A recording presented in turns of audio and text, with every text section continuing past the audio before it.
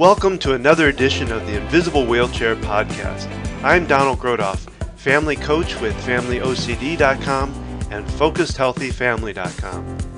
In the Invisible Wheelchair Podcast series, I delve into the hidden characteristics of OCD, anxiety, and anxiety disorders. The things that most people don't see, that are behind closed doors and shut within the mind about anxiety. My goal with these podcasts is to bring about awareness of obsessive-compulsive disorder, or OCD. Understand that I am not a doctor, therapist, or counselor, and the content, information, resources, and ideas that are talked about and brought up here in these podcasts are things that I have used, discovered, or have been recommended to me, and I always recommend to seek additional professional help in finding solutions for yourself. Thank you for listening and enjoy the podcast.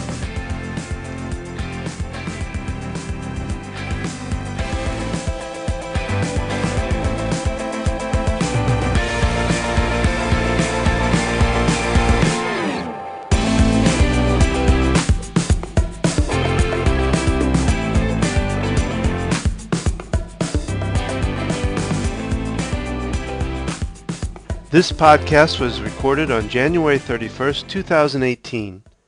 This is podcast number 16 called Surrogate EFT Tapping, When a Person Can't Tap for Themselves. Last podcast we talked about OCD never leaving us alone, and it was a overwhelming anxiety-driven disorder.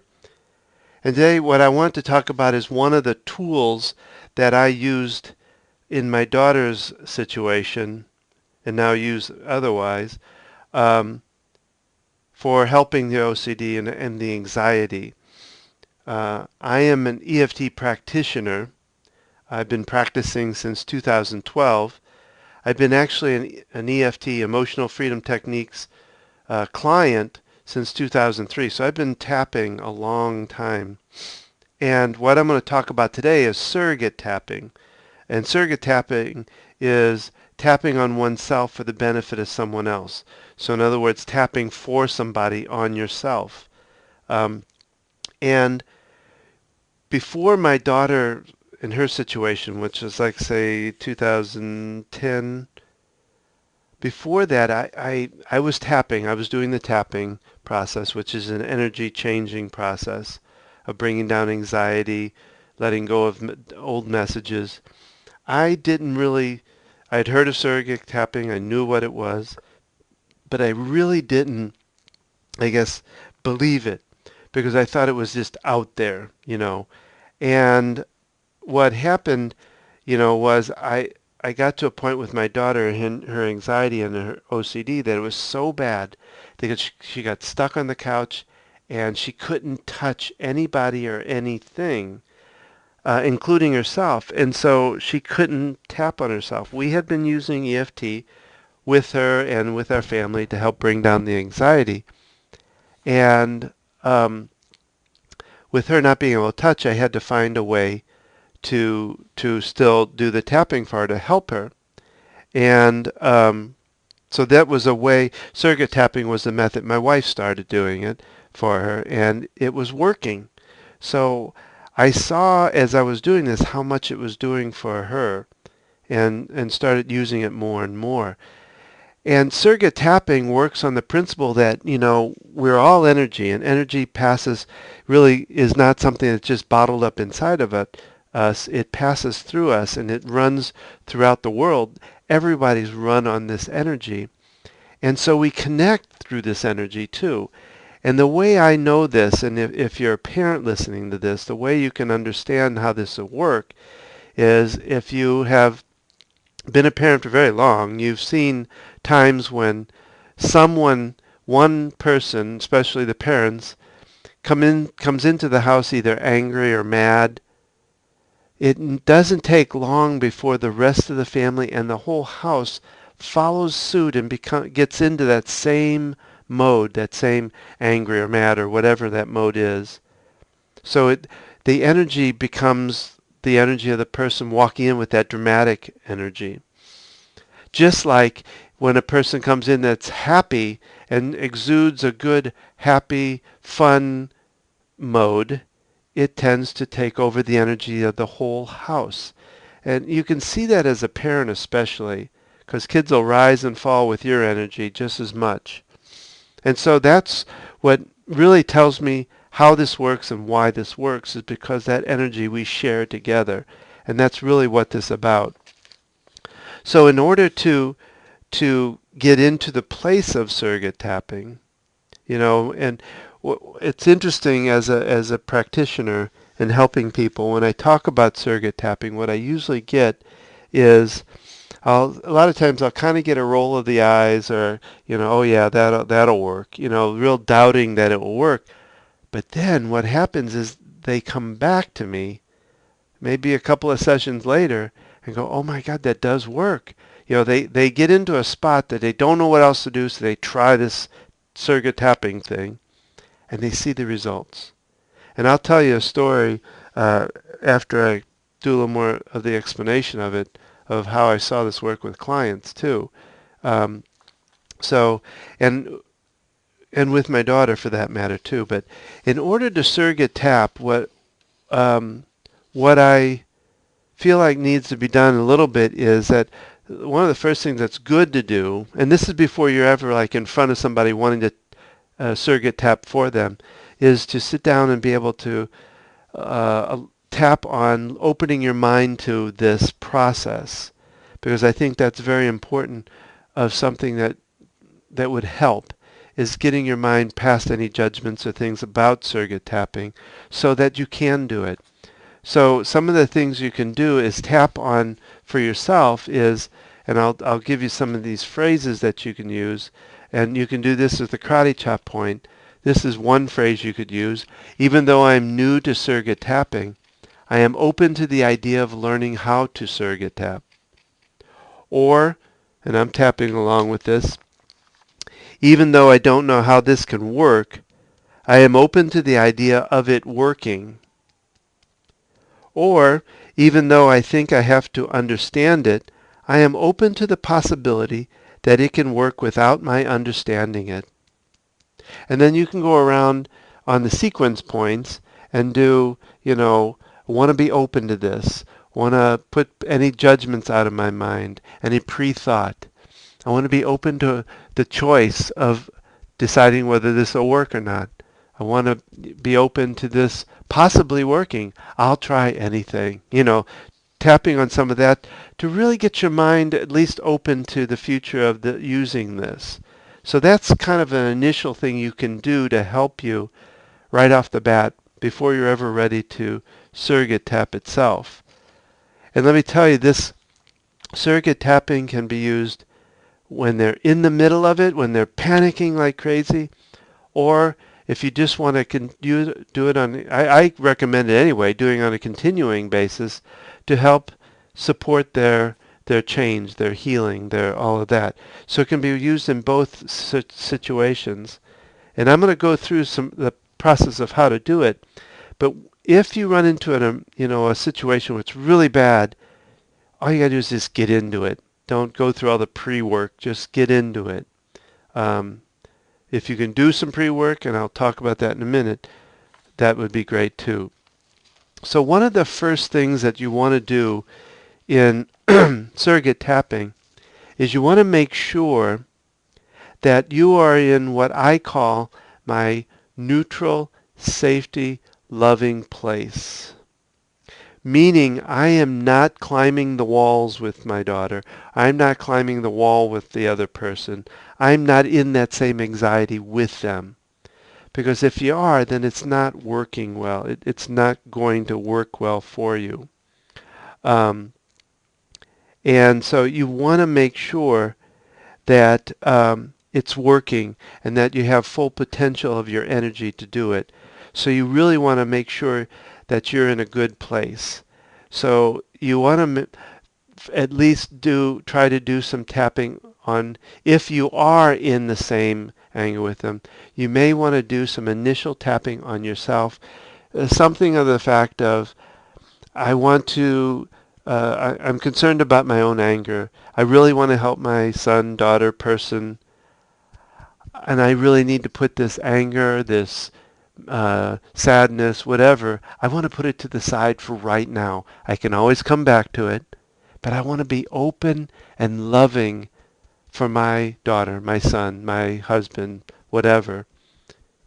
So I want to put away any prejudgments. I want to put away any anger that I might have and calm myself to a place where I can be in a really loving, neutral spot for them because I want to help them. I want to let go, and I can always pick it up later and work on my anger, my whatever. But right now I need to work on them. So you can do a round like that to kind of clear yourself of any anger that you might have or anything that you might be joining in with them on. And then you then start to work on them. And what I do for myself is I go through a process of doing some even though statements, even though I can't be my son, my daughter, this person, use their name. I wish to be, and I say with their spirit. You can say, I want to be in their presence. I want to be in their godliness. I want to be whatever is comfortable for you, letting them know that you're kind of joining in with their energy. You can even say that, I want to join in with their energy. Now, or you can say, even though I can't physically be their name, my son, I wish to be in their energy. I wish to be in their spirit. I wish to. So I do 2 or 3 even though statements like that. And then I go around with the tapping points going, I wish to join with them. I feel like I'm joining with them. I want to be in their energy. I want to be. And the way I look at it is to go by your intuition, is to know when you feel like you really are connected. For myself, I got to a point where I'd hear my daughter's voice go, I'm here, Daddy. And I would kind of know that I'm connected that way. But just do it till you feel that sense that you might be connected with them. And then it's just really going into what they're saying, what they're doing, what their actions are. So it would be a tapping on the sequence points of, oh, I hate you, or I want to die. I want to stop this. I hate this. I hate whatever they're saying. You're just quietly saying it along with them. Or I'm feeling really crappy. I feel angry. I feel sad. I feel whatever they're feeling. And if they don't know, I'm not sure what. And you can do it as if you are them. So I am feeling this, or you can do it, they are feeling this. They are saying this. Um, and you do that, and I usually see results within 5 to 10 minutes. And you look for little signs first. Maybe their voice quiets down some, and even they still might be going through it, but their voice quiets down, or they sit down, or their body language calms down. Look for those signs, and I think you'll see that it will change. My daughter sometimes could go from outrage to sleep in doing this. So it's very effective in what it does, and I think it's an important tool that you can do. You just got to make sure that you're not in their stuff with them, because then it doesn't work. And what um, you want to watch for are those signs that tell you that it's calming down. And like I say, you usually will see them. And I'll tell you a story. Now, like I said, we used it with my daughter so many times. One of the things you want to think about in it is you may not want to do that in front of them, because my daughter, it just depended, and I got a sense of when I could do it with her and when I couldn't. When she was really in the worst of it, a lot of times she'd scream at me, "Don't you do that stupid tapping thing." So I would always, I got to know those times and those feelings for her, and I would just step into another room, get my wife to stand in and be with her, and I'd step out, or my wife would step out and tap for her, away from her, so she didn't see it, because the one thing you don't want to do is get them turned off to it. Um, and then you you can do it and work with them on it to make it work. But I had a situation with a client where I had a teenage girl, And her mother, in a session, we were in the middle of doing our tapping session, and I don't remember what the subject was at the time, but all of a sudden she started turning into some anger, and a lot of it was towards me. And she wasn't too violent or anything. She was just doing things like, I really hate you. You're doing this on purpose. You're spiteful. I don't like you anymore. That kind of thing was coming out. She was really getting angry.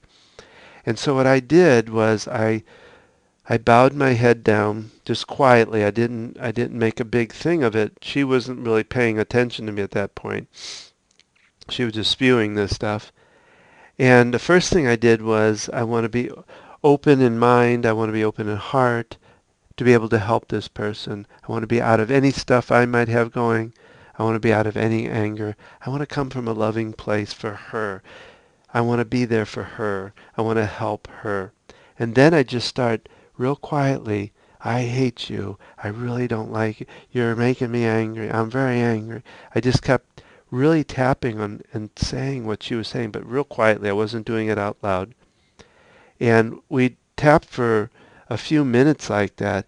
And within about 5 minutes, she just broke down and started crying. And the next thing I know, she went over and crawled into her mom's lap. Now, this is a teenage girl, a rather large girl, so her mom was a little shocked by it and started apologizing profusely to both of us. And I can still remember the mom looking at me and going, "What did you do?" And I just explained to her that I got into the same energy with her. I tried to share my energy with her and just worked, surrogately with her to help her to calm down.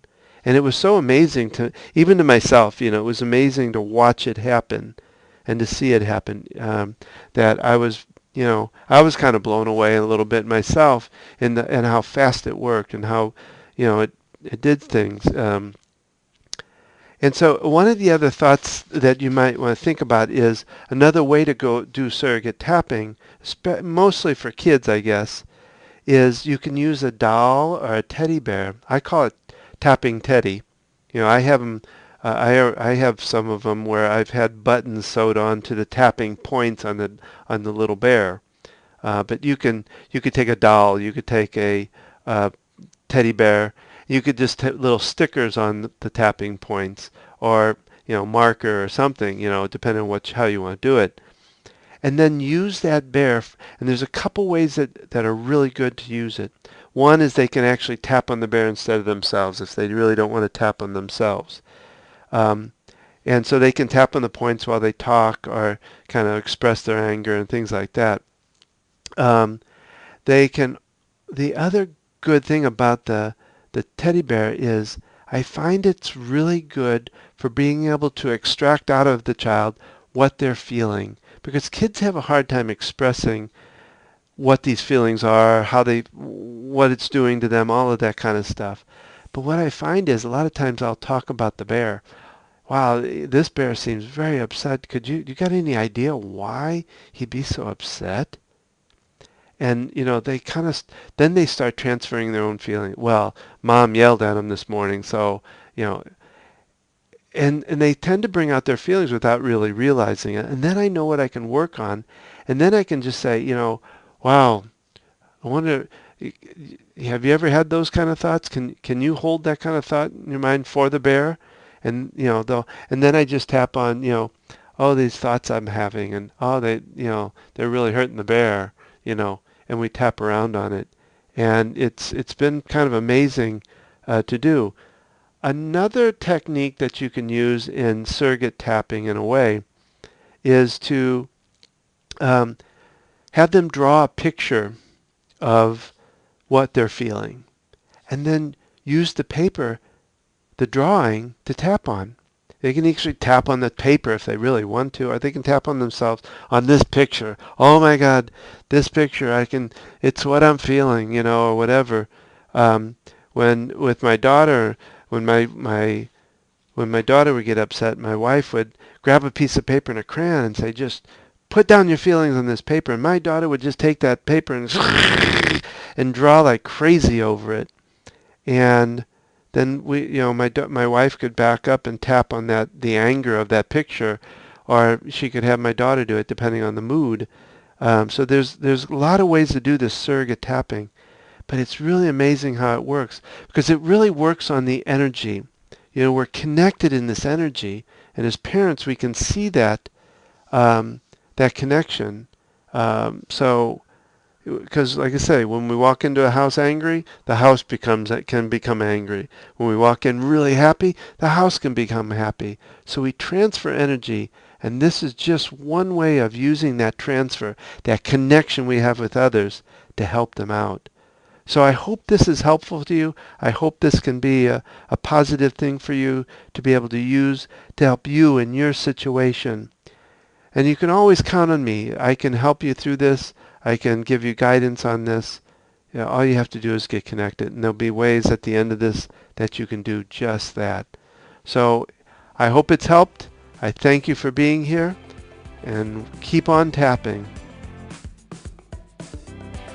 That concludes this podcast. Please leave me a comment or question below. That gives me good direction where to go on future podcasts. I would love to hear your invisible wheelchair stories if you're willing to share it. If you would, go to invisiblewheelchair.com and click on Tell Your Story. I want to remind you that OCD, obsessive compulsive disorder, is treatable, and I can help you get past OCD. So if you have heard this podcast and others, and you feel like you need further assistance and would like to spend some time with me working through any issues you have, then feel free to book a session at focusedhealthyfamily.com or familyocd.com, or you can call me at 704-562-1630. I also offer $85 off initial discovery session if you mention that you heard it on this podcast. Finally, don't forget that there is a tapping recording that coincides with this podcast you may want to take advantage of. I hope you have enjoyed this podcast and will join me for the next one. Remember to keep tapping, talking, and transcending your life to new heights. Thank you, and have a great day.